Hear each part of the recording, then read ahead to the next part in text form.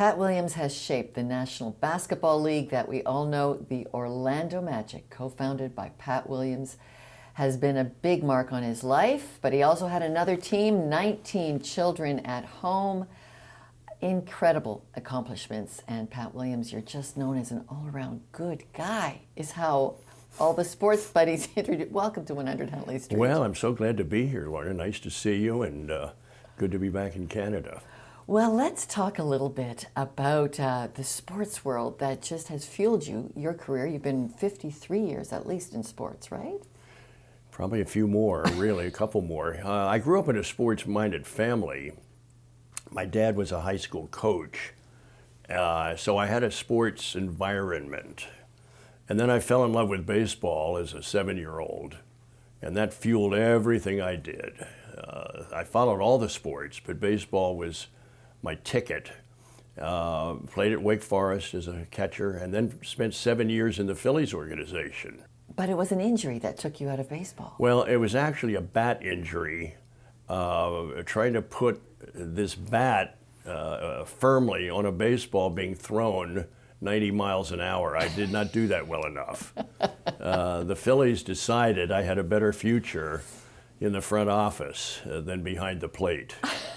And so a front office career was born. I spent 5 years operating minor league ball clubs for the Phillies. So everything that I was doing was geared towards my life in baseball. And then suddenly, I mean dramatically, everything shifted when the 76ers offered me a chance to come to Philadelphia to get involved with their franchise. That was 50 years ago. Okay, there is a rumor, and I need you to confirm it or not. There is a rumor that you were watching or observing faith-filled ball players, sports players who knew Jesus Christ, and you wanted some of that action. Well, it certainly made an impression on me as a young executive in Spartanburg, South Carolina. That was a Phillies farm club. And I had a chance to hear the voices of a guy like Paul Anderson, the great weightlifter, Bobby Richardson, the second baseman for the Yankees. We had a former major leaguer who was one of our coaches. His name was Bobby Malkmus.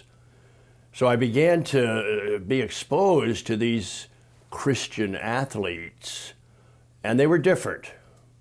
There was something about them that was different. I was intrigued by that.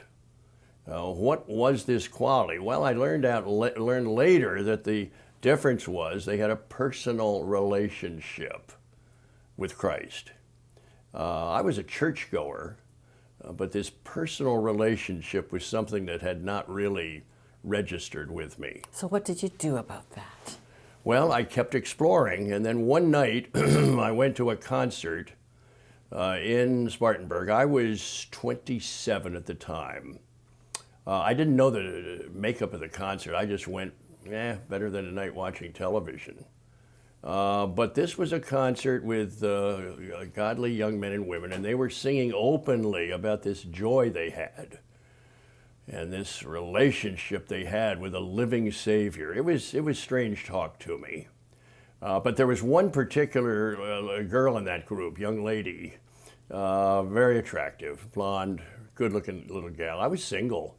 I went and sought her out after the concert and talked to her, and all she wanted to talk about was the Lord. It's not what I wanted to talk about, but she was talking about the Lord, and I wanted to get a little bit more of that. So the next morning at breakfast, I called her up and asked if she'd meet me for breakfast. And there that morning, she went into detail about the fact that God loved me. Not sure I ever had really focused on that, and that He had a purpose for me. That was good news. And He also had a plan for my life.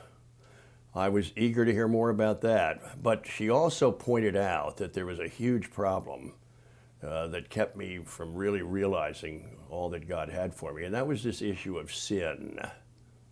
Now, I had never been on a date with a young lady who brought up the topic of sin. I think we call that flirt to convert. Yeah. That's what was happening to you. Yeah. I began to register, and I had to confess that, I was a sinner.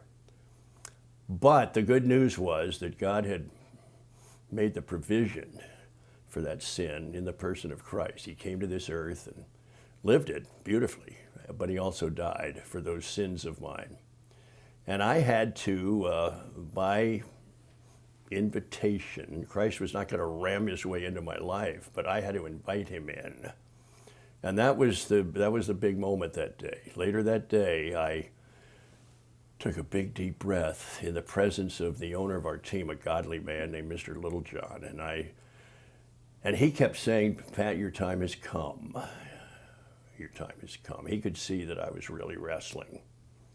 And I made the decision. That was exactly, 50 years ago.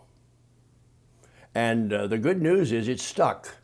I mean, You gave your life wholeheartedly Oh, to I did, Jesus. 100%. Everything I've ever done in life is 100%.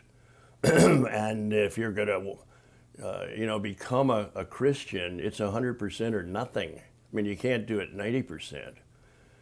So I had a dramatic conversion experience. I mean, it was the Apostle Paul deal for me. I mean, I was walking one way, and minutes later, I mean, I was going in a totally different direction. Okay, we're going to, Pat, hang on right there, because we need to remind our audience that there are prayer lines for you.